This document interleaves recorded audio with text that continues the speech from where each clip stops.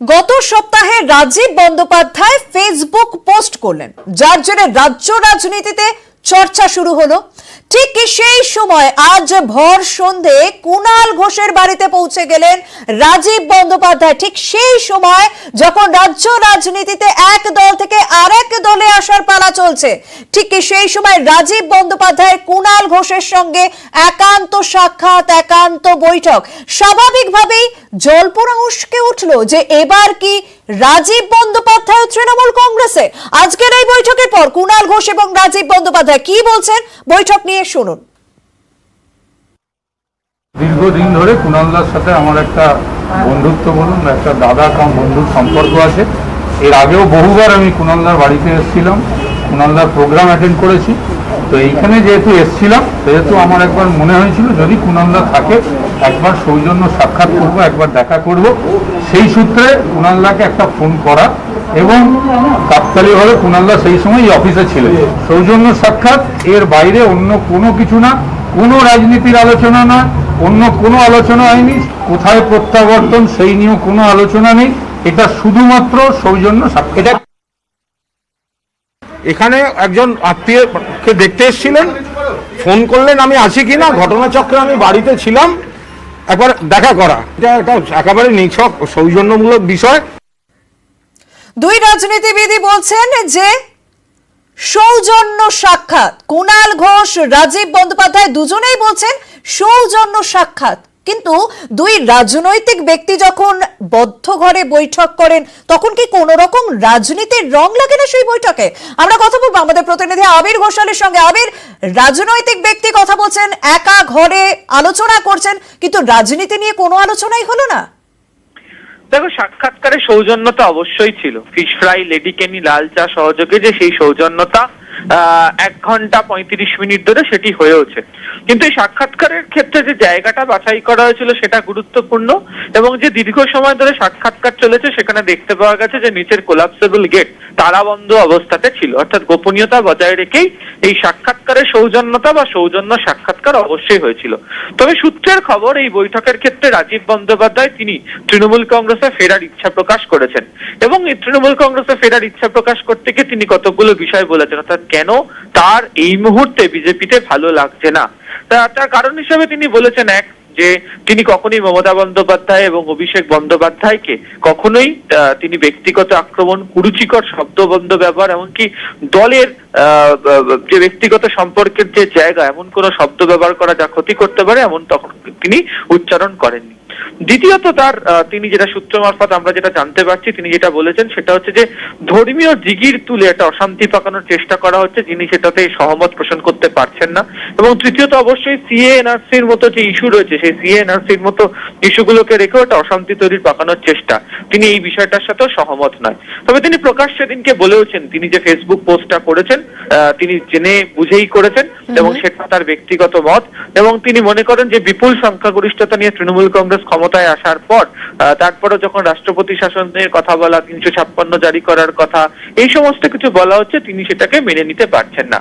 ফলে যেটা তোমাকে বলছিলাম যে সাক্ষাৎকারের সৌজন্যতা অবশ্যই ছিল, কিন্তু আমরা সেই বক্তব্য দেখাচ্ছি গ্রাফিক্যাল প্রেজেন্টেশনের মাধ্যমে। আমরা এক্সক্লুসিভ নিউজ 18 বাংলায় দেখাচ্ছি যে দুজনের মধ্যে, অর্থাৎ কুণাল ঘোষ এবং রাজীব বন্দ্যোপাধ্যায়ের মধ্যে ঠিক কি কথা হয়েছে। সূত্র মারফত আমরা যে তথ্য পাচ্ছি তা গ্রাফিক্যাল প্রেজেন্টেশনের মাধ্যমে নিউজ 18 বাংলা দর্শকদের সামনে তুলে ধরছি। আবির, সৌজন্যতার কথা বললে ফিশ ফ্রাই ছিল, লেডি ক্যানি ছিল, রাজীব বন্দ্যোপাধ্যায় কি খালি হাতে গিয়েছিলেন?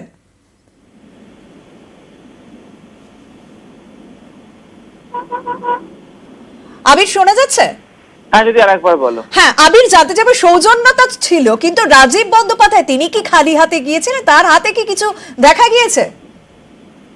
দেখো, যেটা বলছিলাম যে সৌজন্যের সাক্ষাৎকারে ছিল হচ্ছে ফিশ ফ্রাই, লেডি কেনি এবং চা, এবং রাজীব বন্দ্যোপাধ্যায়ের তরফ থেকে মিষ্টি মুখ করানোর ব্যবস্থা ছিল। রাজীব বন্দ্যোপাধ্যায় মিষ্টি নিয়ে তিনি হাজির হয়েছিলেন।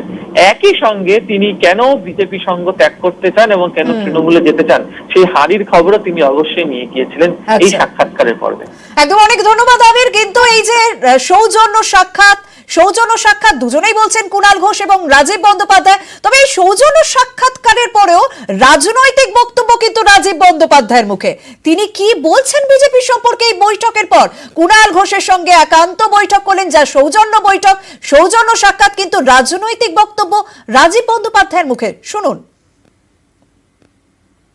আমি যখন নিজে ফেসবুকে পোস্ট করেছি তখন নিশ্চিতভাবে আমি পোস্ট করেছি। এই বিপুল জনসমর্থন নিয়ে আসা একটা সরকারের 1 মাস হয়েছে, সেখানেই যদি এক্ষুনি কেউ রাষ্ট্রপতি শাসন জারি করতে চায়, বা যদি গোঁড়া সাম্প্রদায়িকতা দেখাতে চায়, বা যদি সত্যিকারের একটা বলতে পারেন যে ধর্মীয় বিভাজন তৈরি করতে চায়, এটা নিশ্চিতভাবে বিগত দিনেও মানে আমি এই দলেতেও এর বিরোধী এবং আজকেও এর বিরোধী। নীতিগত দিক থেকে কিছু কিছু জায়গায় নিশ্চিতভাবে বলতে পারেন আমারও কোথাও রিজার্ভেশন আছে, এবং সেটাও আমি দলকে অলরেডি জানিয়েছি।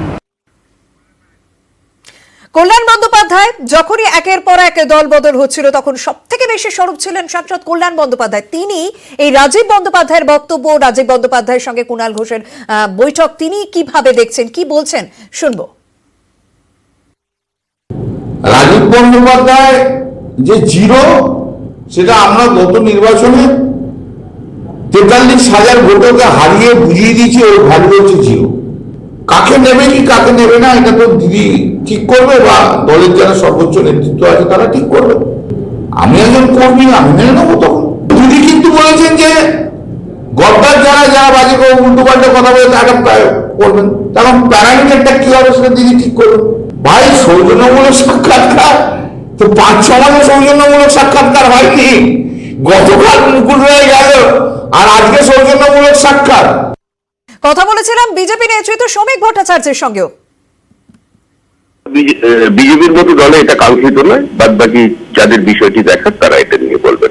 এর জন্য কোনো আলাদা কমিটি বিজেপির মধ্যে এত বড় একটা দলকে তৈরি করতে হয় না। সংগঠিত দল, তার নির্দিষ্ট কিছু নিয়ম শৃঙ্খলা থাকে এবং তার নিজস্ব পদ্ধতি থাকে। সেই পদ্ধতিটা কি কিভাবে হবে সেটা আমরা সংবাদ মাধ্যমকে বলবো না। কেউ যদি প্রকাশ্যে বিবৃতি দেন, আমি বলেছি এটা কাঙ্ক্ষিত নয়, কিন্তু সেটা দেখবার দায়িত্ব যাদের, তারাই সেই বিষয়টা দেখবেন। আর কে কার বাড়ি যাচ্ছেন আবার বলছি, কে চা খাচ্ছেন কে আইসক্রিম খাচ্ছেন সেটাও নিয়ে আলোচনা করবার মতো বিজেপির কোনো ইচ্ছা নেই। মুকুল রায় বিজেপি ছেড়ে যখন তৃণমূল কংগ্রেসে যোগ দেন, তখন অনুপম হাজরা বিজেপির ভূমিকা নিয়ে প্রশ্ন করেছিলেন যে বিধানসভা ভোটে মুকুল রায়কে সঠিকভাবে কাজে লাগানো হয়নি। তবে রাজীব বন্দ্যোপাধ্যায়ের ক্ষেত্রে কিন্তু তিনি কটাক্ষ করে টুইট করেছেন। তিনি লিখেছেন, প্রত্যাশা মতো চার্টার্ড ফ্লাইটের একজন রয়্যাল প্যাসেঞ্জার আজ অন্য দেশে ল্যান্ড করলেন, বাকি রয়্যাল প্যাসেঞ্জারদের সন্ধান চলছে। প্রত্যাশা মতো চার্টার্ড ফ্লাইটের একজন রয়্যাল প্যাসেঞ্জার অন্য দেশে ল্যান্ড করলেন, বাকি রয়্যাল প্যাসেঞ্জারদের সন্ধান চলছে।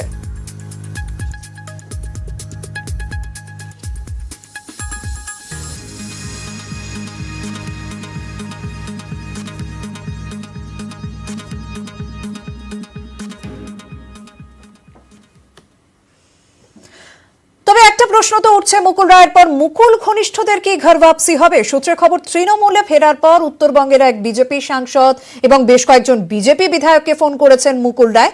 দলত্যাগীদের তৃণমূলে ফেরায় যদিও বাধা হতে পারেন একদা তাদের বিরুদ্ধ গোষ্ঠীর নেতারা, মত পর্যবেক্ষকদের একাংশের। যারা ইলেকশনের সময় গদ্দারি করে বিজেপির হাত শক্তিশালী করতে গেছে এবং গদ্দারি করেছে, তাদের আমরা নেব না। দলনেত্রী মমতা বন্দ্যোপাধ্যায় রয়েছেন, তিনি ঠিক করবেন যে কাদের দলে নেওয়া হবে কাদের দলে নেওয়া হবে না।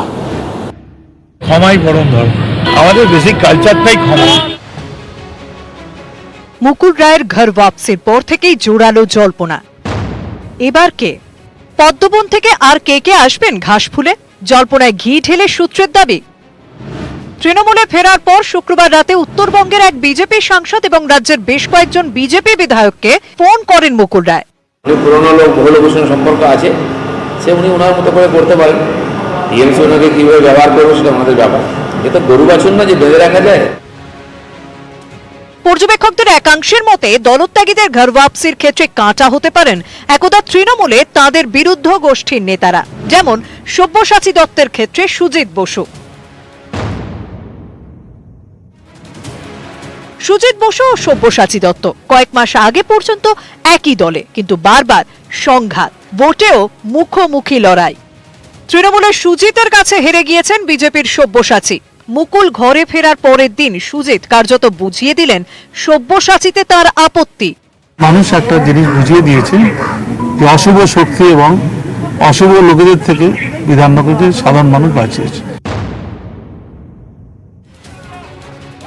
গত কয়েকদিন ধরে বেসুরো ডোমজুড়ের প্রাক্তন বিধায়ক রাজীব বন্দ্যোপাধ্যায় শনিবার তো সরাসরি কুণাল ঘোষের বাড়িতেই পৌঁছে যান তিনি, কিন্তু রাজীবে করা অরূপ রায় অভিনয়টা খুব ভালো জানে, ভালো শিখেছে, এবং যদি উৎপল দত্ত বেঁচে থাকতেন, উৎপল দত্ত লজ্জা পেতেন অভিনয় দেখে।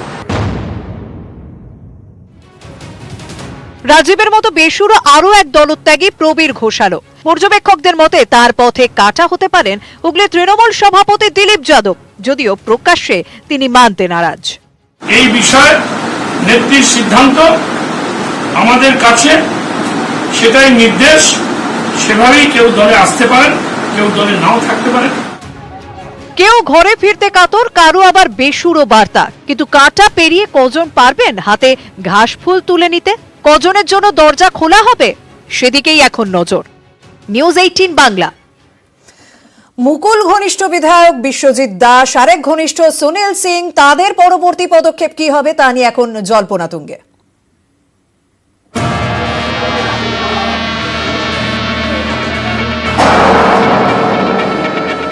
মুকুলদার সাথে আমার একটা পারিবারিক সম্পর্ক, আমার সঙ্গে দিদি এবং অভিষেক বন্দ্যোপাধ্যায় মধুর সম্পর্ক, ভবিষ্যৎই কথা বলবে। শুক্রবার মুকুল রায় বদলে ফেললেন দল, আর মুকুল ঘনিষ্ঠ বাগদার বিজেপি বিধায়ক বিশ্বজিৎ দাস গড়হাজির থাকলেন দলের রাজ্য সভাপতি দিলীপ ঘোষের বৈঠকে। শনিবার সকালে সেই বৈঠক নিয়েই তো কোনো একজনের বাড়িতে, এবং সেই বাড়িটা যদি মনে হয় কোনো বিজনেসম্যানের বাড়ি, অবৈধ ব্যবসার সাথে সারা জীবন যুক্ত ছিল, ওই ধরনের বাড়িতে যাওয়া উচিত নয়। এবার বিধানসভায় তিনি নিজে একটা জায়গায় প্রার্থী করে বসেছিলেন, কাজ করতে পারেনি। অতএব কাজের স্পেস যদি দেওয়া হয়, মুকুল রায় সর্বভারতীয় ক্ষেত্রে অর্থাৎ পশ্চিম বাংলার ক্ষেত্রে একটা বড় ফ্যাক্টর। কোন পথে বিশ্বজিৎ? তাহলে কি বিশ্বজিৎ বাগদার বিজেপি বিধায়কের রাজনৈতিক ভবিষ্যৎ নিয়ে জল্পনা বাড়াচ্ছে তারই মন্তব্য।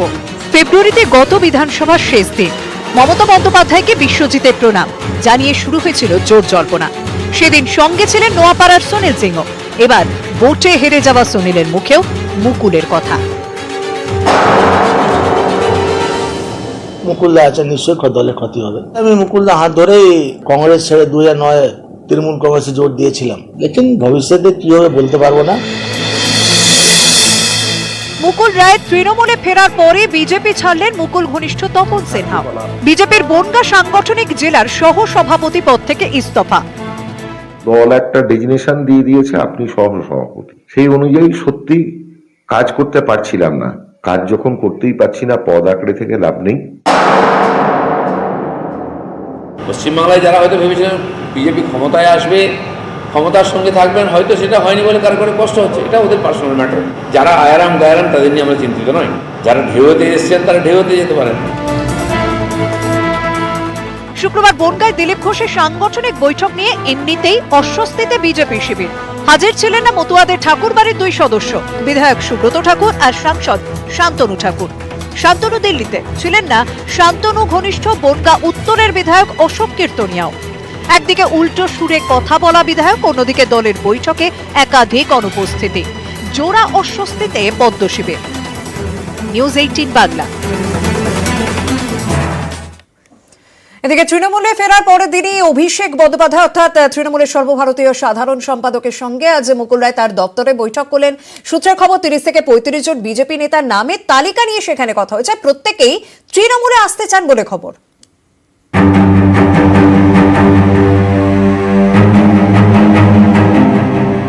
অভিষেকের হাত থেকে উত্তরীয় পড়ে তৃণমূলে অভিষেক মুকুলের। পরের দিন সেই অভিষেক বন্দ্যোপাধ্যায়ের অফিসেই মুকুল রায়। ঘর ওয়াপসির পর প্রথম বৈঠক। কি কথা হয়, কৌতূহল ছিল সব মহলে। সূত্রের খবর, তৃণমূলের সর্বভারতীয় সাধারণ সম্পাদকের হাতে একটি তালিকা তুলে দেন মুকুল রায়। সূত্র বলছে তাতে নাম রয়েছে 30 থেকে 35 জন বিজেপি নেতার। তাদের কেউ মুকুলের সঙ্গে তৃণমূল ছেড়ে বিজেপিতে গিয়েছিলেন। কেউ বিজেপির টিকিটে জিতে বিধায়ক হয়েছেন। সূত্রের খবর, এরা সকলেই তৃণমূলে আসতে চান। তো মাননীয় বা তার দল শুনে রাখুন, দল স্পিকার হাতে থাকলেই দলত্যাগ বিরোধী আইন যেটা পশ্চিমবঙ্গে কার্যকর হয়নি, আমি বিরোধী দলনেতা দায়িত্ব নিয়ে বলছি, আমি পদ্ধতি জানি, আমি দলত্যাগ বিরোধী আইন পশ্চিমবঙ্গে কার্যকর করে দেখাবো। তৃণমূল সূত্র খবর, দলে আসতে চাইলেই যে দলে নেওয়া হবে এমনটা একেবারেই নয়। এ বিষয়ে চূড়ান্ত সিদ্ধান্ত নেবে শীর্ষ নেতৃত্ব। দলের অভ্যন্তরীণ বিষয় সেই নিয়ে আলোচনা চলবে। অভিষেক ব্যানার্জি এবং মমতা ব্যানার্জি যে সিদ্ধান্ত নেবে সেটা সর্বোপরি সিদ্ধান্ত। অভিষেকের সঙ্গে বৈঠকের আগেই এদিন মুকুল রায়কে জেড ক্যাটাগরি নিরাপত্তা দেওয়ার সিদ্ধান্ত নেয় রাজ্য সরকার। Y+ নিরাপত্তা মুকুল পুত্র শুভ্রাংশুকে। এবার হেরে গেছি, আমি তার সন্তান তুল্য। তিনি হেরে যাওয়ার পরও এবং মা অসুস্থ থাকার পরেও একবারের জন্য আমাকে ফোন করেনি, আমার খোঁজও নেই। কি একটা সরকার এত জনসমর্থন নিয়ে এসেছে, তাতে তাদের বারংবার এইভাবে হ্যাকেল করা তো ঠিক না, তাদের কাজ করার সুযোগ দেওয়া উচিত। সূত্রের খবর, কেন্দ্রীয় নিরাপত্তা প্রত্যাহারের আবেদন জানিয়ে স্বরাষ্ট্র মন্ত্রককে চিঠি দিয়েছেন মুকুল। এদিন মুকুলের সঙ্গে অভিষেকের দফতরে যান শুভ্রাংশু। সূত্রের খবর, শুভ্রাংশুকে জড়িয়ে ধরে অভিষেক বলেন,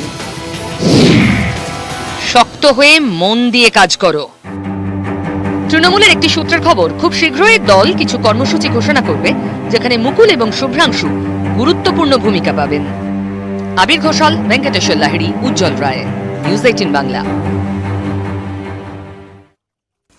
সন্দেশখালীর মণিপুর চারিদিকে যেন ধ্বংসস্তূপ, তারই মধ্যে ইয়াস আর ভরা কোটালের ধাক্কা সামলে মাথা তুলে দাঁড়ানোর চেষ্টা। কঠিন লড়াইয়ের সামনে সেখানকার মানুষ।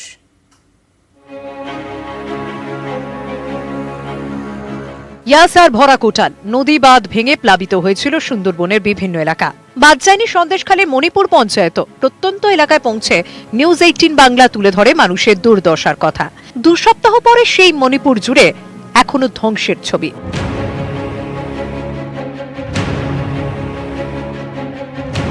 এই বাঁধ ভেঙে প্লাবিত হয়েছিল একের পর এক গ্রাম, প্লাবিত হয়েছিল আতাপুর, মণিপুরের মতন কয়েকটি পঞ্চায়েত। দুর্যোগের সময় ভিটে মাটি আঁকড়ে ছিল অনেকেই। জল নামতেই শুরু ঘুরে দাঁড়ানোর লড়াই, মাথা গোজার আশ্রয় ঠিক করতে ব্যস্ত। এখন এই বাড়িতেই আছি, যাই দুটো হাঁস মুরগি আছে, ছেড়ে কোথায় যাবো? সব নষ্ট হয়ে গেছে, ঘরদুয়ার ভেঙে যাচ্ছে, ঠিক আছে, জিনিসপত্র আমরা একটাও গুছাতে পারছি না। এবার বাচ্চা কাচ্চা সামলাবো না আমার জিনিসপত্র সামলাবো। সন্দেশখালী মণিপুর ঘিরে রায়মঙ্গল নদী, কোটালের ধাক্কায় একাধিক জায়গায় ভেঙেছে নদীবাঁধ। সামনেই আবার ভরা কোটালের আশঙ্কা। নতুন করে আতঙ্ক বাড়ছে মণিপুরের বাসিন্দাদের। আমাদের যা পরিস্থিতি, এই যে করা হয়েছে বাঁশের ভাড়া, এর উপরেই থাকতে হবে বাচ্চা কাচ্চা নিয়ে, তাছাড়া আমাদের বাঁচার মতন কোনো পরিস্থিতি নেই। প্রশাসন যেমন তাদের দিকে ত্রাণ দিচ্ছে, ঠিক তেমনই বাঁধের দিকেও নজর দিক, এমনটি দাবি এই মণিপুরের সাধারণ মানুষের। মণিপুর থেকে অরবিন্দ প্রসাদের সঙ্গে জিয়াউল আলম, নিউজ 18 বাংলা।